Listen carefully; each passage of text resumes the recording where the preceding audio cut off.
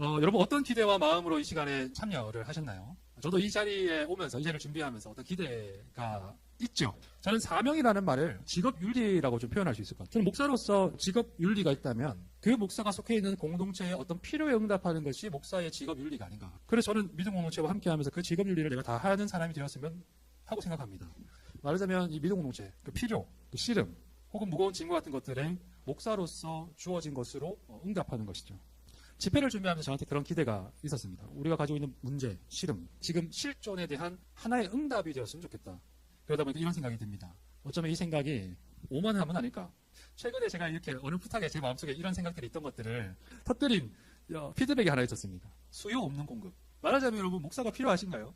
목사의 어떤 활동이 여러분들에게 필요하십니까? 여러분들께 교회와 이 모임과 이 활동이 여러분들에게 요청되고 계십니까? 나아가서 근원적으로 하나님이 그분이 이야기하시는 복음이라는 것이 여러분들에게 어떤 문자 그대로 기쁜 소식으로 다가오는 어떤 한 지점이 있으신가요?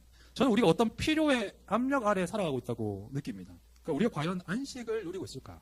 평안하신가요? 사회적인 관점에서 왜 우리의 소비는 끝이 없을까?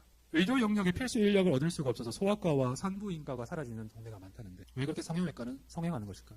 우리의 신체를 통제하고 형성해 나가는 어떤 산업들이 있습니다. 이렇게 불황이라는데 왜 그토록 우리한테 구매력, 소구력이 있을까? 왜 우리는 그토록 실상 내 것이 아닌 그 모방 욕망을 채우고자 이토록 안달이 나 있는가? 강수돌이라는 선생님이 계시는데 이분은 한국 사회가 아주 거대한 중독에 놓여 있다라고 이야기를 하세요.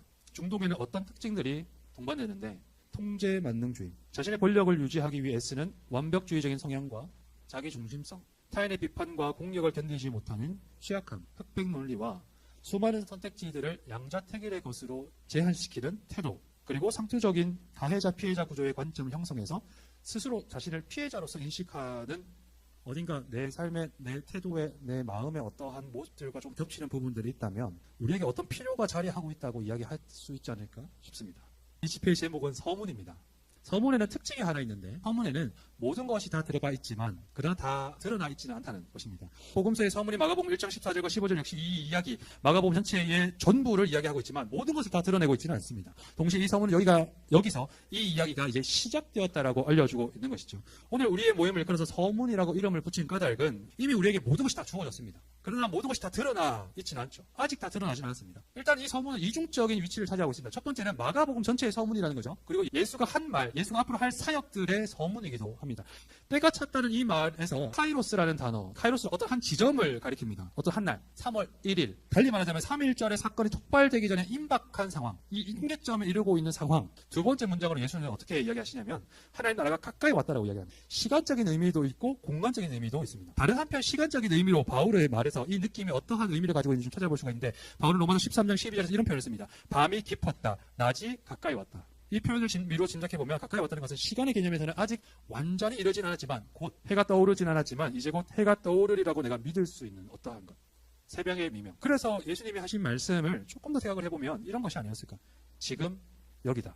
더 이상 뒤로 밀리거나 물러서거나 더 기다려야 할 것이나 때를 기다려야 할 것이 아니라 지금 여기다. 하나님 나라. 이것을 복음이라고 말씀하십니다. 복음은 우리가 잘 알고 있는 것처럼 좋은 소식이라는 뜻입니다.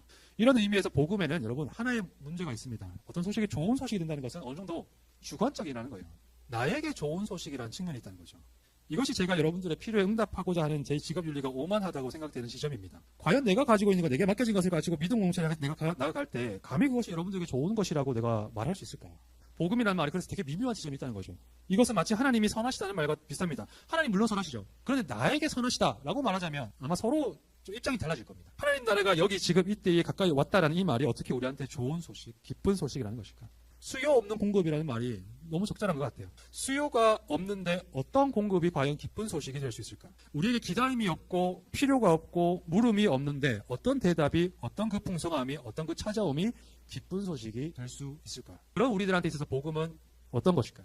예수가 말하고 있는 복음이 분명히 우리 복음이 되죠. 그래서 배부름과 넉넉함과 건강함과 안위와 평안과 어떤 성공과 충만함과 풍요와 힘들을 포함합니다. 그런데 또한 우리는 이 복음이라고 여기는, 우리가 복음이라고 여기는 것들이 또한 거꾸로 세워질 수 있다는 것도 잘 알고 있습니다. 배부름을 쫓고 있는 우리는 배고픔에 사로잡혀 있다는 것. 넉넉함과 풍년을 찾는 우리는 가난에 불안해한다는 것. 안위와 평안과 건강을 기도하는 우리는 죽음의 두려움에 쫓기고 있다는 것. 성공과 힘을 추구하는 우리는 지배력과 통제력 가지고 신적인 존재가 되기를 원한다는 것. 말하자면 우리는 그 복음의 자원을 가져와서 나의 바벨탑 쌓는 데 사용하는 수도 있다는 거죠. 어쩌면 그저 나의 바벨탑을 쌓기 위해서 필요한 벽돌과 역청을 공급하는 창고로 복음을, 예수가 이야기하고 있는 하나님 나라를 이해하고 있는지도 모르겠습니다.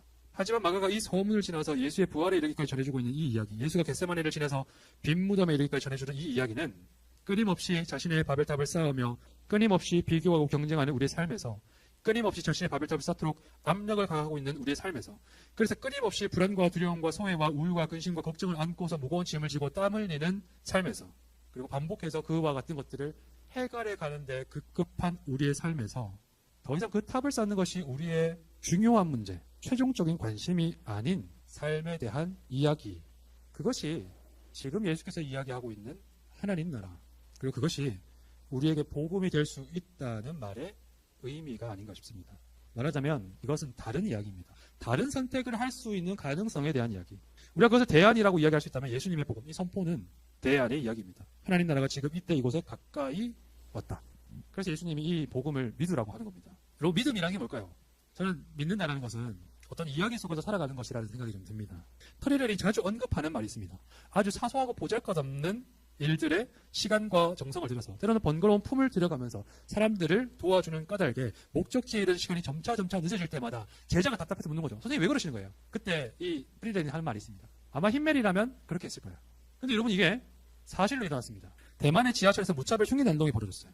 그때 그 지하철 객실에 있던 한 사람이 그 난동범이 휘두르는 흉기를 악착같이 막아선 까닭에 사람들이 아무런 피해 없이 다행히 그 사건을 수습하게 되었어요. 근데 기자가 와서 너무 어떻게 위험을 무릅쓰고 범죄자를 제압할 생각을 했습니까? 라고 하니까 용사 힘멜이라면 반드시 그렇게 했을 거라고 저는 믿습니다.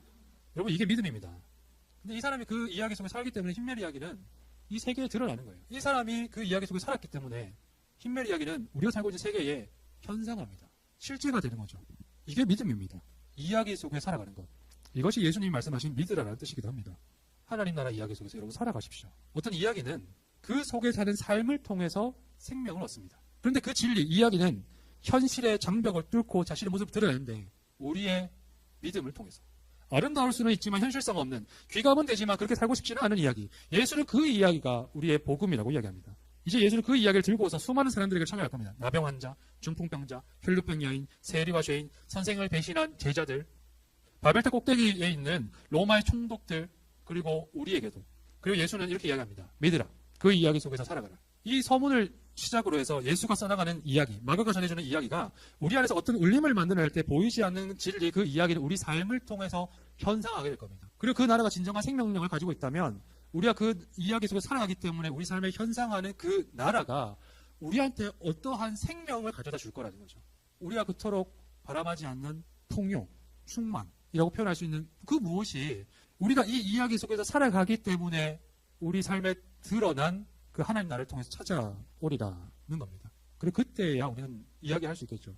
아, 그것은 참으로 복음이었다. 우리의 필요한 문제와 사태를 끌어안고, 그러나 그것을 초월하여서 우리에게 찾아오는 하나의 대답으로서의 이야기. 높이 쌓는 것 아니라 오히려 낮은 데 내려와 십자가 죽으시니가, 그를 십자가에 매단 힘과 권력과 부와 영광 아니라 그렇게 십자가에 죽으시니가 참된 복음이 되는 것.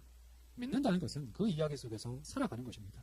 그래서 오늘 우리가 갖는 이 모임의 제목이 서문입니다. 이제 그 다음의 이야기들은 우리가 그 이야기를 귀 기울이고 읽고, 그리고 내가 그 이야기를 믿으며 써내려 나가야 하는 것이기 때문이죠. 과연 그 일이 어떻게 시작될 수 있을까?